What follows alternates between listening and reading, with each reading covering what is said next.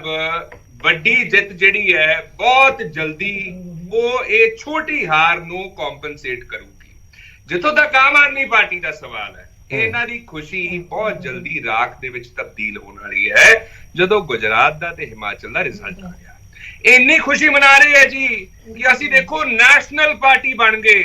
ਤੁਸੀਂ ਐਮਸੀਡੀ ਜਿੱਤ ਕੇ election national party ਬਣਦੇ ਹੋ ਕਿ ਲੋਕ ਸਭਾ 'ਚ ਕੁਝ ਨੰਬਰਸ ਰੱਖ ਕੇ ਨੈਸ਼ਨਲ ਪਾਰਟੀ ਬਣਦੇ ਹੋ? ਕਿਉਂਕਿ ਸਭ ਨੂੰ ਪਤਾ ਹੈ ਲੋਕ ਸਭਾ ਦੇ ਵਿੱਚ ਆਮ ਆਦਮੀ ਪਾਰਟੀ ਦਾ ਨੰਬਰ 0 ਹੈ। ਤੇ ਦੂਜੀ ਗੱਲ, ਜਿਹੜੇ ਐਗਜ਼ਿਟ ਪੋਲਸ ਵੀ ਦਿਖਾ ਰਹੇ ਨਾ ਹਿਮਾਚਲ ਦਾ ਰਿਜ਼ਲਟ 9 ਦੇ 9 ਐਗਜ਼ਿਟ ਪੋਲਸ ਨੇ। ਚਲੋ मैं आ जाऊंगा उस गल ते। मैं चाहूंगा जे तुसी कांग्रेस पार्टी की परफॉर्मेंस ते पहला अपना प्रतिक्रम दे सको। मैं परफॉर्मेंस देखो यही है कि एक छोटी हार है। एमसीडी कोई बहुत बड़ा इलेक्शन नहीं होता, बहुत छोटा इलेक्शन होता है। ਤੇ ਇੱਥੇ ਦਾ ਮੇਅਰ ਬਣਨਾ ਹੈ, ਇੱਥੇ ਕਿਹੜਾ ਸੀਐਮ ਬਣਨਾ ਜਾਂ ਪੀਐਮ ਬਣਨਾ ਹੈ।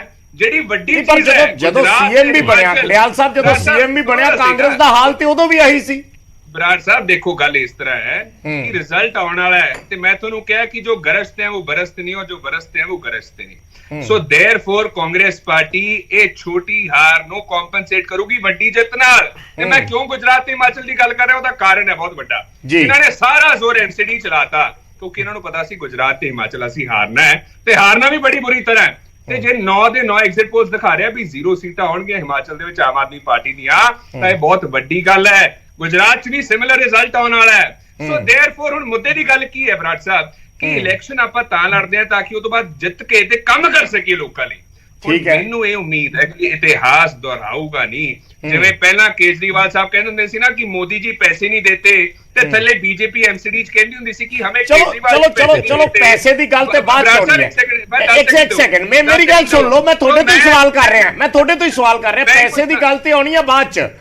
ਪਹਿਲਾਂ ਤਾਂ ਮੇਅਰ ਦੀ ਸਭ ਤੋਂ ਸਿਰ ਤੇ ਖੜੀ ਹੈ ਕਿ ਹੁਣ ਬੀਜੇਪੀ ਦੇ ਟਵੀਟ ਦਾ ਅਸੀਂ ਜ਼ਿਕਰ ਕੀਤਾ ਅਮਿਤ ਮਾਲਵੀਆ ਹੋਰਾਂ ਦਾ ਕਿ ਮੇਅਰ ਦੇਖਦੇ ਆ ਹੁਣ ਕਿਸ ਦਾ ਬਣੇਗਾ। ਯਾਨੀ ਇਸ਼ਾਰਾ ਉਹਨਾਂ ਨੇ ਚੰਡੀਗੜ੍ਹ ਵਾਲੇ ਹਿਸਾਬ ਨਾਲ ਕੀਤਾ ਕਿ ਚੰਡੀਗੜ੍ਹ ਦੇ ਵਿੱਚ ਸੀਟਾਂ ਭਾਵੇਂ ਵੱਧ ਜਿੱਤੀਆਂ ਸੀ ਪਰ ਮੇਅਰ ਨਹੀਂ ਬਣਾ ਸਕੇ।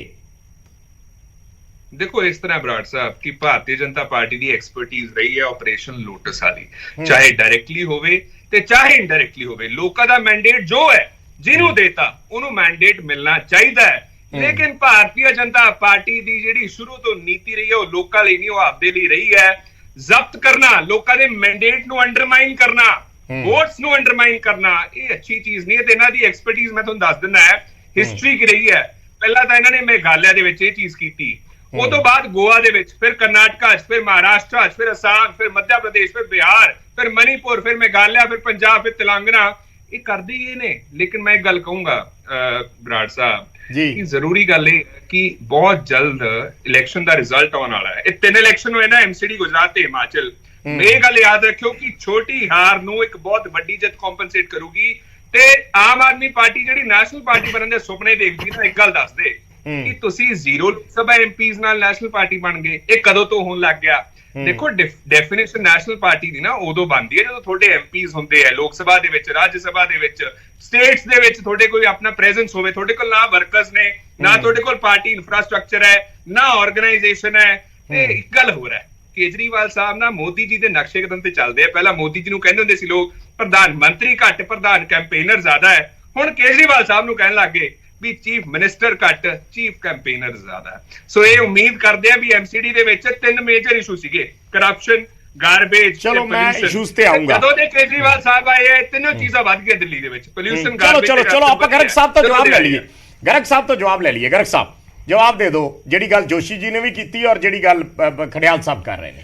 ਦੇਖੋ ਇਹਦੇ ਮੈਂ ਤੇ ਸ਼ੁਰੂਆਤੀ ਦੌਰ ਦੇ ਵਿੱਚ ਇਹ ਆਖੀ ਸੀ ਕਿ ਸਾਡੀ ਛੋਟੀ ਜੀ ਪਾਰਟੀ ਹੈ ਔਰ ਛੋਟੀ ਜੀ ਪਾਰਟੀ ਨੇ ਦੁਨੀਆ ਦੀ ਸਭ ਤੋਂ ਵੱਡੀ ਪਾਰਟੀ ਨੂੰ ਹਰਾਇਆ।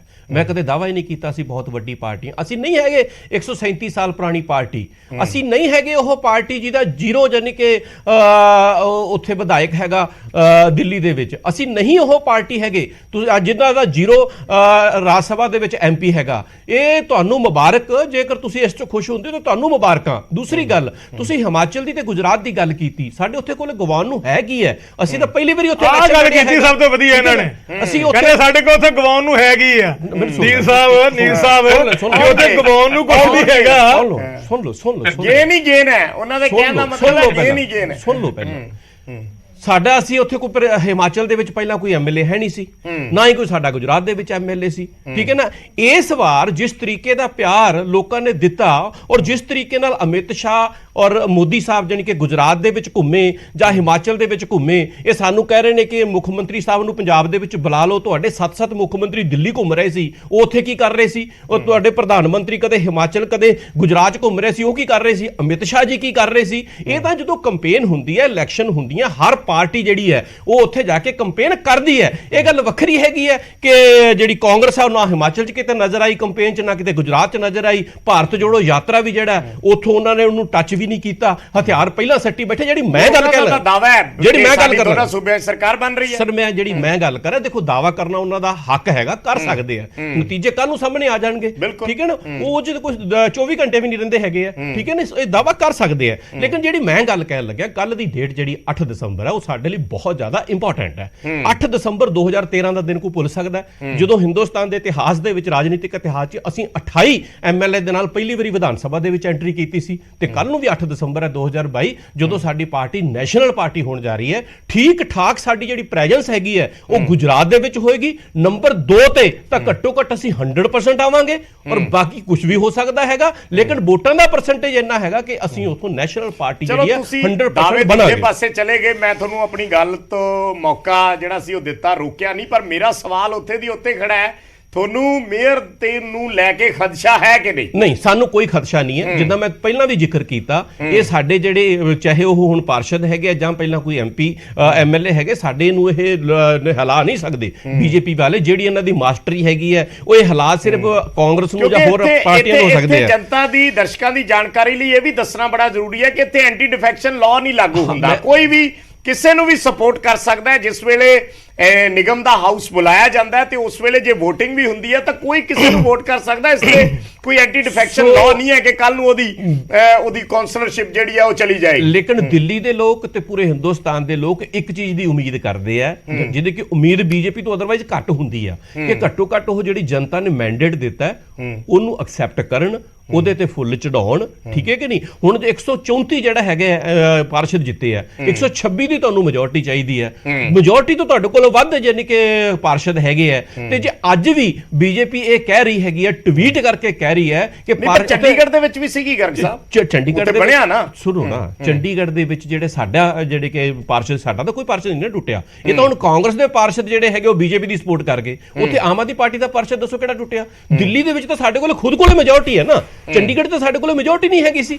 ਸੋ ਉਦੋਂ ਵੀ ਕਾਂਗਰਸ ਨੇ ਹੀ ਹੈਲਪ ਕੀਤੀ ਬੀਜੇਪੀ ਦੀ। ਅੱਜ ਤੁਸੀਂ ਪੰਜਾਬ ਦੇ ਕਿਸੇ ਕੋਨੇ ਚਲੇ ਜਾਓ ਤਾਂ ਤੁਹਾਨੂੰ ਭੁਲੇਖਾ ਪੈਣ ਲੱਗ ਜਾਊਗਾ, ਤੁਸੀਂ ਕਿਸੇ ਦੀ ਇੰਟਰਵਿਊ ਕਰ ਰਹੇ ਹੋ ਵੀ ਯਾਰ ਮੈਂ ਕਾਂਗਰਸ ਦੇ ਲੀਡਰ ਦੀ ਇੰਟਰਵਿਊ ਕਰ ਰਿਹਾ ਜਾਂ ਬੀਜੇਪੀ ਦੇ ਲੀਡਰ ਦੀ ਇੰਟਰਵਿਊ ਕਰ ਰਿਹਾ। ਇਹ ਆਪਸ ਚ ਇੰਨਾ ਕੋਈ ਇੰਟਰਮਿਕਸ ਹੈਗਾ, ਇਹ ਦੂਜੇ ਇੱਕ ਦੂਜੇ ਦੀ ਭਾਈਵਾਲ ਹੈਗੇ ਆ, ਇੱਕ ਦੂਜੇ ਨੂੰ ਸਪੋਰਟ ਕਰਦੇ ਹੈਗੇ ਆ। ਔਰ ਮੈਂ ਜਿਹੜੀ ਨੈਸ਼ਨਲ ਪਾਰਟੀ ਦੀ ਗੱਲ ਕਰ ਰਿਹਾ ਸੀ, ਇਸੇ ਕਰਕੇ ਕਰ ਰਿਹਾ ਸੀ ਕਿ ਘੱਟੋ ਘੱਟ ਬੀਜੇਪੀ ਦੀਆਂ ਅੱਖਾਂ ਚੱਖਾਂ ਪਾ ਕੇ ਔਰ ਸਹੀ ਜਿਹੜੀ ਕਿ ਮਾਇਨਿਆਂ ਦੇ ਵਿੱਚ ਵਿਰੋਧੀ ਧਿਰ ਦਾ ਜੇ ਕੋਈ ਰੋਲ ਅਦਾ ਕਰ ਸਕਦਾ, ਇੱਕ ਫਾਈਟਰ ਲੀਡਰ ਕਰ ਸਕਦਾ। ਉਹ ਫਾਈਟਿੰਗ ਕੈਪੈਸਿਟੀ ਕਾਂਗਰਸ ਕੋਲੇ ਤਾਂ ਹੈ ਨਹੀਂ, ਉਹ ਫਾਈਟਿੰਗ ਕੈਪੈਸਿਟੀ ਬੀਜੇਪੀ ਦੇ ਅਗੇਂਸਟ ਜਿਹੜੀ ਹੈ ਉਹ ਆਮ ਆਦਮੀ ਪਾਰਟੀ ਕੋਲੇ ਹੈਗੀ ਹੈ। ਇਸ ਕਰਕੇ ਉਹ ਬੜੇ ਮਾਇਨੇ ਰੱਖਦੀ ਹੈਗੀ ਹੈ ਨੈਸ਼ਨਲ ਪਾਰਟੀ ਬਣਨ। ਚਲੋ ਮੈਂ ਇਹਦਾ ਜਵਾਬ ਖੜਿਆਲ ਸਾਹਿਬ ਤੋਂ ਚਾਹੂੰਗਾ, ਪਹਿਲਾਂ ਜੋਸ਼ੀ ਸਾਹਿਬ ਤੋਂ ਇਸ ਤੇ ਰਿਐਕਸ਼ਨ। ਮੈਂ ਇੱਥੇ ਨੀਲ ਸਾਹਿਬ ਨੂੰ ਜਿਹੜੀ ਅੱਜ ਚਾਬੀ ਦੇ ਕੇ ਛੱਡਿਆ ਨਾ ਇਹਨਾਂ ਦੀ ਪਾਰਟੀ ਨੇ, ਬਈ ਮੈਂ ਕਹਿੰਦਾ ਬੜੇ ਮੀਆਂ ਤੋਂ ਬੜੇ ਮੀਆਂ, ਛੋਟੇ ਮੀਆਂ ਸੁਭਾਨ ਅੱਲਾ। ਕਿਆ ਨੀਲ ਸਾਹਿਬ ਇੰਨਾ ਵਧੀਆ ਪੇਸ਼ ਕਰਦੇ ਪਏ ਨੇ, ਅੱਖਾਂ ਚੱਖਾਂ ਪਾ ਕੇ ਗੱਲ ਕਰਨੀਆਂ। ਉਹ ਝੂਠ ਦਾ ਪਲੰਦਾ ਤੁਹਾਡਾ ਅਰਵਿੰਦ ਕੇਜਰੀਵਾਲ, ਜਿਹਨੇ ਅਜੇ ਤੱਕ ਸਾਡੀਆਂ ਮਾਵਾਂ ਭੈਣਾਂ ਦੇ ਖਾਤੇ 'ਚ ਪੈਸੇ ਨਹੀਂ ਪਾਏ।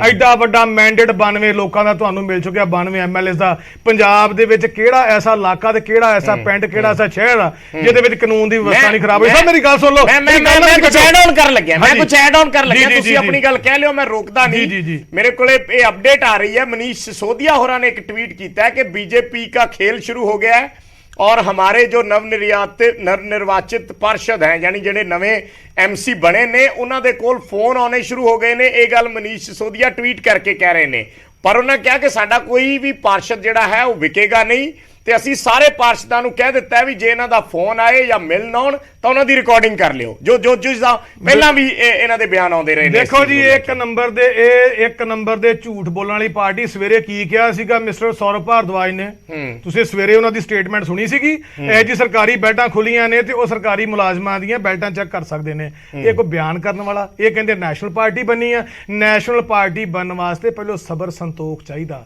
ਉਦਾਂ ਦੀਆਂ ਸਟੇਟਮੈਂਟਸ ਦੇਣ ਵਾਸਤੇ ਮੈਚੁਰ ਲੀਡਰ ਚਾਹੀਦੇ ਹੁੰਦੇ ਨੇ। ਪਰ ਉਹਨਾਂ ਮੇਰੀ ਗੱਲ ਸੁਣੋ, ਕਹਤਾ ਕਿ ਗੇਮ ਸ਼ੁਰੂ ਹੋ ਗਈ ਹੈ। ਮੇਰੀ ਗੱਲ ਸੁਣੋ, ਜਿਹੜੀ ਗੇਮ ਦਾ ਆਪਾਂ ਜ਼ਿਕਰ ਕਰ ਰਹੇ ਸੀ ਬਰਾੜ ਸਾਹਿਬ, ਪਹਿਲਾਂ ਸਾਡੀ ਗੱਲ ਤਾਂ ਹੋ ਲੈਣ ਦਿਓ, ਤੁਹਾਡੀ ਗੱਲ ਦਾ ਵੀ ਭੋਗ ਬਾਅਦ ਚ ਪਾਵਾਂਗੇ ਜੋ ਤੁਸੀਂ ਕਹਿੰਦੇ ਪਏ ਜੇ। ਫਿਰ ਉਸ ਤੋਂ ਬਾਅਦ ਕਹਿੰਦੇ ਜੀ ਸਾਡੀਆਂ 230 ਸੀਟਾਂ ਆਉਣੀਆਂ। ਮੈਂ ਹੈਰਾਨ ਹੋ ਗਿਆ ਆਮ ਆਦਮੀ ਪਾਰਟੀ ਦੇ ਨਾ, ਜਿੱਥੇ ਦਿਲ ਕਰਦਾ ਜੋ ਮਰਜ਼ੀ ਬਿਆਨ ਦੇਈ ਜਾਂਦੇ ਨੇ। ਅੱਛਾ, ਇਹਨਾਂ ਨੇ ਕਹਿਤਾ ਜੀ ਅੱਖਾਂ 'ਚ ਅੱਖਾਂ ਪਾ ਗੱਲ ਕਰਨੀ ਆ। ਜਨਤਾ ਜਨਾਰਦਨ, ਜਨਤਾ ਤੁਹਾਨੂੰ ਦਿੰਦੀ ਆ ਬਹੁਮਤ। ਜਨਤਾ ਨੇ ਜਿਹੜੇ ਪਾਰਸ਼ਦ ਜਿਤਾਏ ਨੇ, ਜੇ ਉਹ ਤੁਹਾਡੇ 'ਚ ਕੰਫਰਟੇਬਲ ਫੀਲ ਨਹੀਂ ਕਰਨਗੇ ਕਿ ਉਹ ਆਪਣੇ ਆਪ ਨਿਕਲ ਕੇ ਕਿਸੇ ਹੋਰ ਪਾਸੇ ਚਲੇ ਜਾਣਗੇ। ਕਿਉਂਕਿ ਅਰਵਿੰਦ ਕੇਜਰੀਵਾਲ ਹੋਣਾ ਦੀ ਇੱਕ ਚੀਜ਼ ਪੰਜਾਬੀਆਂ ਨੇ ਤੇ ਐਕਸੈਪਟ ਕਰ ਲਈ ਆ ਵੀ ਇਹ ਬੰਦਾ ਝੂਠ ਬੋਲਦਾ, ਇਸ ਇਨਸਾਨ ਨੇ ਕੀਤੇ ਵਾਅਦੇ ਕੋਈ ਪੂਰੇ ਨਹੀਂ ਕੀਤੇ। ਨਹੀਂ ਤੇ ਸੰਗਰੂਰ ਦੀ ਇਲੈਕਸ਼ਨ 3-4 ਮਹੀਨਿਆਂ ਬਾਅਦ ਹੀ ਜਵਾਬ ਮਿਲ ਗਿਆ ਸੀ ਲੋਕਾਂ ਵੱਲੋਂ। ਕਾਰਨ ਕੀ ਆ? ਆਮ ਆਦਮੀ ਪਾਰਟੀ ਜਦੋਂ ਵੀ ਆਉਂਦੀ ਆ ਇਹਨਾਂ ਨੇ ਕਹਿਤਾ ਜੀ ਅਸੀਂ ਕੂੜੇ ਦਾ ਢੇਰ ਡਾ ਦਾਂਗੇ। ਉਹ ਐਡਾ ਵੱਡਾ ਕੂੜੇ ਦੇ ਢੇਰ ਦੀ ਇਹਨਾਂ ਨੇ ਗੱਲ ਕੀਤੀ, ਸਿਆਸਤਾਂ ਬੜੀਆਂ ਕੀਤੀਆਂ ਨੇ, ਪੋਲੂਸ਼ਨ ਇਹਨਾਂ ਕੋ ਕੰਟਰੋਲ ਨਹੀਂ ਆਇਆ। ਔਰ ਇਸ ਦੇ ਨਾਲ ਇੱਕ ਹਿਡਨ ਕਰਪਸ਼ਨ ਹੁੰਦੀ ਇਹਨਾਂ ਦੇ ਥਰੂ। ਉਹ ਹਿਡਨ ਕਰਪਸ਼ਨ ਕੀ ਆ? ਤੁਸੀਂ ਲੋਕਾਂ ਨੇ ਜਿਹੜੀਆਂ ਗੱਡੀਆਂ ਐਂਟਰ ਕਰਨੀਆਂ ਨੇ ਦਿੱਲੀ ਦੇ ਵਿੱਚ, ਉਹਨਾਂ ਗੱਡੀਆਂ ਦੇ ਉੱਤੇ ਇੱਕ ਪਾਬੰਦੀ ਲਾ ਦਿੱਤੀ ਆ ਕਿ ਉਹਦੇ 'ਚ ਕਿਹੜੀ ਯੂਰੋ ਦੀ ਗੱਡੀ ਜਾਣੀ ਆ। ਸੁਣ ਲਓ ਮੇਰੀ ਗੱਲ, ਗੱਡੀਆਂ ਸਾਰੀਆਂ ਜਾਂਦੀਆਂ ਰਹੀਆਂ ਨੇ, ਲੇਕਿਨ ਉਹ ਗੱਡੀਆਂ ਉੱਥੇ ਵੜਦੀਆਂ ਨੇ ਜਿਹੜੀਆਂ ਗੱਡੀਆਂ ਕਿਸੇ ਨਾ ਕਿਸੇ ਤਰੀਕੇ ਸਿਰ ਨਹੀਂ ਵੜ ਸਕਦੀਆਂ ਉਸ ਨੋਟੀਫਿਕੇਸ਼ਨ ਦੇ ਅਕੋਰਡਿੰਗਲੀ, ਫਿਰ ਵੀ ਉਹ ਕਿੱਦਾਂ ਜਾਂਦੀਆਂ ਰਹੀਆਂ। ਸੋ ਇੱਕ ਤਰ੍ਹਾਂ ਦੀ ਹਿਡਨ ਕਰਪਸ਼ਨ ਕਰਨ ਦੇ ਵਿੱਚ ਜਿਹੜੀ ਲੁਕੀ ਹੋਈ ਕਰਪਸ਼ਨ ਆ, ਉਸ ਕਰਪਸ਼ਨ ਨੂੰ ਕਰਨ ਵਿੱਚ ਆਮ ਆਦਮੀ ਪਾਰਟੀ ਜਿੰਨੀ ਮਾਹਰ ਹੋ ਚੁੱਕੀ ਆ, ਸ਼ਾਇਦ ਪੰਜਾਬ ਦੇ ਲੋਕ ਇਹਨਾਂ ਨੂੰ ਹੁਣ ਆਉਣ ਵਾਲੇ ਸਮੇਂ 'ਚ ਮਾਫ ਨਹੀਂ ਕਰਨਗੇ। 92 MLA ਦਾ ਮੈਂਡੇਟ ਹੋਵੇ, ਠੀਕ ਆ, ਬਹੁਤ ਵੱਡਾ ਮੈਂਡੇਟ ਆ। ਅਸੀਂ ਪੰਜਾਬ ਦੀ ਜਨਤਾ ਦਾ ਵੀ ਸਵਾਗਤ ਕਰਦੇ ਹਾਂ। ਔਰ ਪੰਜਾਬ ਦੀ ਜਨਤਾ ਸਾਡੇ ਨਾਲ ਉਦੋਂ ਖੜੀ ਹੋਈ ਜਦੋਂ ਸੰਗਰੂਰ ਦੀ ਇਲੈਕਸ਼ਨ ਦੇ ਵਿੱਚ ਉਹਨਾਂ ਨੇ ਆਮ ਆਦਮੀ ਪਾਰਟੀ ਨੂੰ ਲੋਕ ਸਭਾ ਮੁਕਤ ਕਰ ਦਿੱਤਾ। ਜਿੰਨੇ ਮਰਜ਼ੀ ਆਮ ਆਦਮੀ ਪਾਰਟੀ ਵਾਲੇ ਦਾਅਵੇ ਕਰਦੇ ਰਹਿਣ, ਤੁਹਾਡੇ ਜੇ MC ਤੁਹਾਡੇ ਹੱਥੋਂ ਨਿਕਲਦੇ ਪਏ ਨੇ ਜਾਂ ਤੁਹਾਨੂੰ ਉਹਨਾਂ ਦੀ ਸ਼ੱਕ ਆ, ਤੁਸੀਂ ਨਹੀਂ ਕੱਢ ਰਹੇ, ਤੁਸੀਂ ਨਹੀਂ ਕੱਢ ਰਹੇ। ਦੂਸਰੀ ਗੱਲ ਇਹ ਹੈਗੀ ਆ, ਜੇ ਤੁਹਾਨੂੰ ਤੁਸੀਂ ਹਮੇਸ਼ਾ ਇਲਜ਼ਾਮ ਲਾਉਣਾ ਸਿੱਖਿਆ, ਅੱਜ ਦੇ ਦਿਨ ਤੇ ਕਮ ਸੇ ਕਮ ਤੁਸੀਂ ਜਸ਼ਨ ਮਨਾਓ ਆਪਣੀ ਜਿੱਤ ਦਾ। ਅਸੀਂ ਤੁਹਾਨੂੰ ਵਧਾਈ ਦੇਣ ਦੇ ਆ, ਤੁਸੀਂ ਤੇ 230 ਤੱਕ ਜਾ ਰਹੇ ਸੀ, ਸਾਡੀਆਂ 104 ਸੀਟਾਂ ਬਾਰੇ ਜਿਹੜੇ ਤੁਹਾਡੇ ਮੁਸਕਰਾ ਰਹੇ ਆ। ਮੈਂ ਇੱਕ ਫਾਈਨਲ ਗੱਲ ਕਹਿਣਾ ਚਾਹੁੰਦਾ, ਜੇਕਰ ਪੰਜਾਬੀ 'ਚ ਕਹਾਵਤ ਆ, ਸ਼ਾਇਦ ਤੁਹਾਡੇ ਕੇਜਰੀਵਾਲ ਨੂੰ ਨਹੀਂ ਪਤਾ, ਸਿਸੋਦੀ ਨੂੰ ਨਹੀਂ ਪਤਾ, ਪੰਜਾਬੀ ਨਹੀਂ, ਪਰ ਮੈਂ ਪੰਜਾਬੀ ਹੋਣ ਦੇ ਨਾਤੇ ਠੋਕ ਕੇ ਗੱਲ ਕਰਦਾ, ਘਰ ਆਪਣਾ ਸੰਭਾਲੀਏ, ਮੰਦਾ ਕਿਸੇ ਨੂੰ ਨਾ ਆਖੀਏ। ਤੁਹਾਡੇ ਜ਼ਰੂਰਤ ਹੈਗੀ ਆ, ਰੱਖੋ ਤੁਸੀਂ ਆਪਣੇ ਪਾਰਸ਼ਦ ਨੂੰ ਸੰਭਾਲ ਕੇ। ਅਸੀਂ ਕਿਉਂ ਜਾਈਏ ਤੁਹਾਡੇ ਪਾਰਸ਼ਦ ਵੱਲ? ਜੇ ਤੁਹਾਡੇ ਪਾਰਸ਼ਦਾਂ ਦੇ ਉੱਤੇ ਤੁਹਾਨੂੰ ਯਕੀਨ ਨਹੀਂ ਹੈਗਾ, ਆਪਣੇ ਘਰ ਦੇ ਜੀਆਂ ਤੇ ਮਾਪਿਆਂ ਨੂੰ ਯਕੀਨ ਨਹੀਂ ਹੁੰਦਾ, ਤੇ ਬਾਹਰਲੇ ਬੰਦੇ ਨੇ ਕੀ ਕਰਨਾ? ਘਰ ਦੇ ਵਿੱਚ ਕਿਹੜਾ ਬੰਦਾ ਖਰਾਬ ਆ, ਗਵਾਂਢੀਆਂ ਨੂੰ ਪਹਿਲਾਂ ਪਤਾ ਲੱਗ ਜਾਂਦਾ। ਪਰ ਅੱਜ ਦੀ ਡੇਟ ਦੇ ਵਿੱਚ ਮੈਂ ਇੰਨੀ ਗੱਲ ਕਹਿਣਾ, ਇਹ ਇੱਕ ਬੜਾ ਸ਼ਰਮਨਾਕ ਬਿਆਨ ਹੈਗਾ ਵਾ ਜਿਹੜਾ ਇਹਨਾਂ ਨੇ, ਸੌਰਵ ਜੀ ਨੇ ਸਵੇਰੇ, ਮੈਂ ਨਿੰਦਾ ਕਰਦਾ ਸਖਤ ਸ਼ਬਦਾਂ ਦੇ ਵਿੱਚ, ਸਰਕਾਰੀ ਮੁਲਾਜ਼ਮਾਂ ਨੂੰ ਡਰਪੋਕ ਕਹਿਤਾ ਇੰਡਾਇਰੈਕਟ ਵੇ ਦੇ ਨਾਲ। ਅੱਜ ਸਵੇਰੇ ਸੌਰਵ ਭਾਰਦਵਾਜ ਨੇ ਹਿੰਦੁਸਤਾਨ ਦੇ ਸਰਕਾਰੀ ਮੁਲਾਜ਼ਮਾਂ ਨੂੰ ਡਰਪੋਕ ਕਹਿਤਾ ਵੀ ਡਰ ਕੇ ਵੋਟ ਪਾਉਂਦੇ ਆ। ਔਰ ਸਰਕਾਰ ਦੇ ਉੱਤੇ, ਨਿਰਵਾਚਨ ਆਯੋਗ ਤੇ ਔਰ ਲੋਕਤੰਤਰ ਤੇ ਜਿਹੜੀ ਉਹਨਾਂ ਨੇ ਗੱਲ ਕੀਤੀ ਹੈ, ਬਹੁਤ ਮਾੜੀ ਗੱਲ ਕੀਤੀ। ਮੈਂ ਤੁਸੀਂ ਇਹਦਾ ਜਵਾਬ ਦੇ ਦਿਓ। ਟਵੀਟ ਆਇਆ ਜਿਹੜੀ ਗੱਲ ਇਹ ਕਹਿ ਰਹੇ ਆ, ਮੈਂ ਫਿਰ ਖੜਿਆਲ ਸਾਹਿਬ ਤੋਂ ਡਿਟੇਲ 'ਚ ਇਸ ਦਾ ਜਵਾਬ ਲਵਾਂਗਾ। ਇੱਕ ਨਾ ਸਰ ਕਿਸੇ ਨੇ ਚੰਗਾ ਆਖਿਆ, ਕਹਿੰਦਾ ਇਧਰ ਉਧਰ ਕੀ ਬਾਤ ਨਾ ਕਰ, ਇਹ ਬਤਾ ਕੇ ਗੇਮ ਕਿਆ ਹੈ। ਤੁਸੀਂ ਬਾਰ-ਬਾਰ ਪੁੱਛਿਆ ਜੋਸ਼ੀ ਸਾਹਿਬ ਨੂੰ, ਇੱਕ ਵਾਰੀ ਵੈਸੇ ਉਹ ਹੈ ਕਿ ਇਹ ਬਤਾ ਕੇ ਕਾਫਲਾ ਕਿਉਂ ਲੋਟਾ, ਉਹ ਤਾਂ ਹੈ ਹੀ ਹੈ। ਉਹਦੇ 'ਚ ਥੋੜੇ ਸ਼ਬਦਾਂ ਦਾ ਬਦਲਾਅ ਕਰਤਾ, ਇਸ ਕਰਕੇ ਬਦਲਾਅ ਕੀਤਾ ਕਿ ਤੁਸੀਂ ਇਹਨੂੰ ਸਵਾਲ ਕਰ ਰਹੇ ਸੀ, ਉਹਦੇ ਜਵਾਬ ਨਹੀਂ ਦਿੰਦੇ, ਕਿਉਂਕਿ ਉਹਨਾਂ ਦਾ ਜਵਾਬ ਇਹਨਾਂ ਕੋਲੇ ਹੈ ਨਹੀਂ ਹੈ।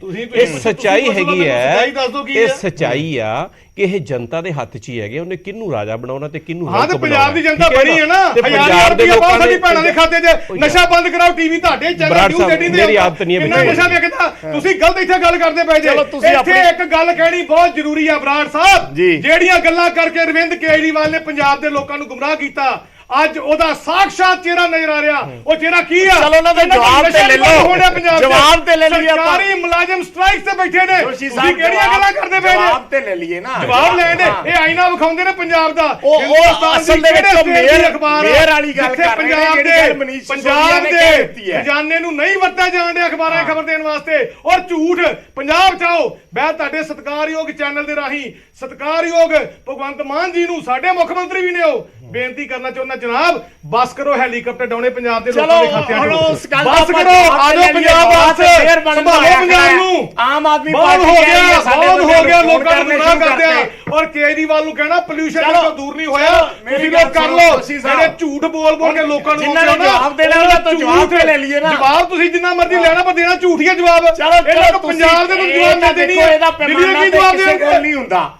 ਇਹਦਾ ਪੈਮਾਨਾ ਤੇ ਕਿਸੇ ਕੋਲ ਨਹੀਂ ਹੁੰਦਾ ਕਿ ਕੌਣ, ਹਰ ਇੱਕ ਨੇ ਆਪਣੀ ਗੱਲ ਤੁਹਾਡੇ ਰੱਖਣੀ ਹੁੰਦੀ ਆਪਣੇ ਹੈ। ਤੁਹਾਡੇ ਐਮਸੀ ਤੁਹਾਡੇ ਕੰਟਰੋਲ 'ਚ ਨਹੀਂ ਹੈਗੇ, ਸਾਡੇ ਇਲਜ਼ਾਮ ਕਿਉਂ ਲਾਉਂਦੇ ਜੇ? ਤੁਸੀਂ ਸਗੋਂ ਉਹਨਾਂ ਨੂੰ ਕਹੋ ਕਿ ਭਾਈ ਅਸੀਂ ਮੇਅਰ ਬਣਾ ਰਹੇ ਆ, ਤੁਸੀਂ ਤੁਹਾਨੂੰ ਤੇ ਆਪਣੇ ਇਹਨਾਂ ਨੇ ਤਾਂ ਕਹਿਤਾ ਰਿਕਾਰਡਿੰਗ ਕਰ ਲਓ, ਇਹਨਾਂ ਨੇ ਤਾਂ ਕਹਿਤਾ ਰਿਕਾਰਡਿੰਗ ਕਰ ਲਓ, ਹੋ ਸਕਦਾ ਅਗਲੇ ਦਿਨ ਰਿਕਾਰਡਿੰਗ ਵੀ ਸਾਹਮਣੇ ਆ ਜਾਏ। ਅਜੇ ਤਾਂ ਪਹਿਲਾ ਦਿਨ ਜਿੱਤਦਾ, ਅਜੇ ਕੱਲ ਵੇਖੋ ਕੀ ਹੁੰਦਾ, ਪਰਸੋਂ ਵੇਖੋ ਕੀ ਹੁੰਦਾ। ਜਵਾਬ ਦੇ ਦਿਓ। ਦੇਖੋ ਪਤਾ ਕੀ ਹੁੰਦਾ, ਉੱਚੀ ਬੋਲ ਕੇ ਝੂਠ ਸੱਚ ਨਹੀਂ ਹੋ ਜਾਂਦਾ। ਇਹੋ ਹੀ ਗੱਲ ਮੈਂ ਤੁਹਾਨੂੰ ਕਹਿਣਾ ਚਾਹੁੰਦਾ, ਤੁਹਾਡਾ ਕੇਜਰੀਵਾਲ ਇਹੋ ਹੀ ਕੰਮ ਪੰਜਾਬ 'ਚ ਕਰਦਾ ਸੀਗਾ। ਉਹਨੇ ਜੋ ਝੂਠ ਬੋਲਿਆ ਪੰਜਾਬ ਦੇ ਲੋਕਾਂ ਨੂੰ, ਪੰਜਾਬ ਦੀ ਜਨਤਾ ਨੂੰ ਤੁਹਾਡੇ ਚੈਨਲ ਤੇ ਪੁੱਛਣਾ ਚਾਹੁੰਦਾ, ਜੋ ਅਰਵਿੰਦ ਕੇਜਰੀਵਾਲ ਨੇ ਕਿਹਾ, ਜੋ ਅਰਵਿੰਦ ਕੇਜਰੀਵਾਲ ਹੋਣਾ ਨੇ ਕਿਹਾ, ਪੰਜਾਬ ਦੇ ਲੋਕ ਧਰਮੋਂ ਮਾਨ ਨੇ ਮੈਸੇਜ ਕਰਦੇ ਨਿਊਜ਼ 18 ਦੇ ਉੱਤੇ ਕਿ ਉਹ 'ਚ ਕੋਈ ਚੀਜ਼ ਸੱਚ ਨਿਕਲੀ। ਕਿੱਥੇ ਸਾਡੀਆਂ ਮਾਵਾਂ ਭੈਣਾਂ ਦੇ ਪੈਸੇ, ਕਿੱਥੇ ਨਸ਼ਾ ਬੰਦ ਹੋਇਆ, ਕਿੱਥੇ ਕਾਨੂੰਨ ਦੀ ਵਿਵਸਥਾ ਹੈਗੀ ਆ, ਕਿੱਥੇ ਆ ਨੌਕਰੀਆਂ? ਤੁਸੀਂ ਲੋਕਾਂ ਨੇ ਝੂਠ ਦੀ ਗੱਲ ਕਰਦੇ ਪਏ ਹੋ, ਅਸੀਂ ਜਨਤਾ ਦੀ ਆਵਾਜ਼ ਬਣ ਕੇ ਗੱਲ ਕਰਦੇ ਪਏ ਆ। ਇਹ ਚੇਤਨ ਜੋਸ਼ੀ ਨਹੀਂ ਬੋਲ ਰਿਹਾ, ਇਹ ਜਨਤਾ ਦੀ ਆਵਾਜ਼ ਸਵਾਲ ਕਰ ਰਹੀ ਆ। ਔਰ ਦੇਖੋ ਕਿੰਨੀ ਮਾੜੀ ਗੱਲ ਆ, ਜਨਤਾ ਦੇ ਦੁੱਖ ਨੂੰ ਅਸੀਂ ਲੈ ਕੇ ਆ ਰਹੇ ਤੁਹਾਡੇ ਸਾਹਮਣੇ।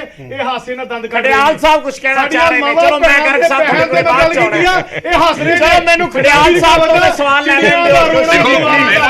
ਜੋਸ਼ੀ ਜੀ ਪਲੀਜ਼, ਖੜਿਆਲ ਸਾਹਿਬ ਇੱਕ ਬੇਨਤੀ ਕਰ ਸਕਦਾ ਜੀ, ਇੱਕ ਬੇਨਤੀ ਕਰ ਸਕਦਾ, ਆਮ ਬੇਨਤੀ ਕਰ ਸਕਦਾ। ਆਮ ਆਦਮੀ ਪਾਰਟੀ ਨੇ ਕਿਹਾ ਗੁਜਰਾਤ ਦੇ ਵਿੱਚ ਜੀ, ਸੋ ਆਮ ਆਦਮੀ ਪਾਰਟੀ ਆਪ ਕਹਿੰਦੀ ਹੈ ਕਿ ਸਾਡੇ ਕੋਲੇ ਹਾਰਨ ਨੂੰ ਕੁਝ ਵੀ ਨਹੀਂ ਹੈ। ਉਹ ਸੱਚ ਹੈ, ਨਾ ਇਹਨਾਂ ਕੋਲੇ ਆਪਣਾ ਲੈਗੇਸੀ ਹੈ ਕੋਈ ਜੋ ਇਹ ਹਾਰਨਗੇ, ਨਾ ਹੀ ਲੋਕਾਂ ਦੀਆਂ ਉਮੀਦਾਂ ਹੈ ਕੋਈ ਜੋ ਇਹ ਹਾਰਨਗੇ, ਨਾ ਹੀ ਕੋਈ ਪਾਰਟੀ ਦੀ ਆਰਗੇਨਾਈਜੇਸ਼ਨ ਹੈ, ਕੋਈ ਇਨਫਰਾਸਟ੍ਰਕਚਰ ਹੈ ਗਰਾਊਂਡ ਲੈਵਲ ਤੇ। ਦੇਖੋ ਕਿਤੇ ਵੀ ਕੁਝ ਵੀ ਨਹੀਂ ਹੈ। ਸੋ ਇਹਨਾਂ ਨੂੰ ਲੱਗਦਾ ਹੈ ਕਿ ਸਾਡੇ ਕੋਲ ਹਾਰਨ ਤਾਂ ਹੈ ਕੁਝ ਨਹੀਂ, ਜਿੱਤਣ ਨੂੰ ਬਹੁਤ ਕੁਛ ਹੈ। ਅੱਛਾ, ਦੂਜੀ ਗੱਲ ਜ਼ਰੂਰੀ ਬਰਾੜ ਸਾਹਿਬ ਇਹ ਹੈ ਕਿ ਇਹਦੇ ਨਾਲ ਨਾ ਐਂਟੀ ਇਨਕੰਬੈਂਸੀ ਦਾ ਇਸ਼ੂ ਖਤਮ ਹੋ ਜਾਂਦਾ ਹੈ, ਕਿਉਂਕਿ ਨਵੀਂ ਪਾਰਟੀ ਹੈ। ਪਹਿਲਾਂ ਲੋਕਾਂ ਨੇ ਕੰਮ ਉਹ ਸਟੇਟ ਦੇ ਵਿੱਚ ਨਹੀਂ ਦੇਖਿਆ, ਕਿਸੇ ਵੀ ਸਟੇਟ ਦੇ ਵਿੱਚ ਅਪਾਰਟ ਫਰਮ ਦਿੱਲੀ ਤੇ ਪੰਜਾਬ 'ਚ ਤਾਂ ਦੇਖ ਹੀ ਲਿਆ ਇਹਨਾਂ ਨੇ ਲਾਅ ਐਂਡ ਆਰਡਰ ਦਾ ਕੀ ਹਾਲ ਕੀਤਾ ਹੈ। ਸੋ ਲੋਕਾਂ ਲਈ ਇਹਨਾਂ ਨੂੰ ਫਿਗਰ ਆਊਟ ਕਰਨਾ ਨਾ ਕਿ ਕਿਹੜੀ ਸਰਕਾਰ ਹੈ, ਕੀ ਇਹਨਾਂ ਦਾ ਆਪਣਾ ਸਿਸਟਮ ਹੈ, ਉਹ ਡਿਫਿਕਲਟ ਹੁੰਦਾ, ਤਾਂ ਕਰਕੇ ਲੋਕ ਮੌਕਾ ਦੇ ਦਿੰਦੇ ਹੈ। ਲੇਕਿਨ ਉਹਦੇ ਬਾਵਜੂਦ ਇਹ ਦੋਵੇਂ ਸਟੇਟਸ, ਵੱਡੀਆਂ ਸਟੇਟਸ ਗੁਜਰਾਤ ਤੇ ਹਿਮਾਚਲ, ਹਾਰਨ ਜਾ ਰਹੇ। ਦੂਜੀ ਗੱਲ ਤੁਸੀਂ